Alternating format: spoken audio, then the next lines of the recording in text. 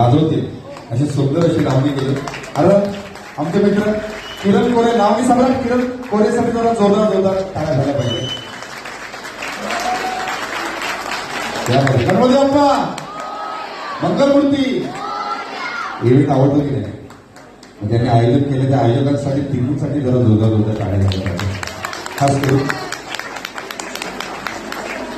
सुंदर अशी त्यांनी लावणी सादर केली या रंगमंचावरती.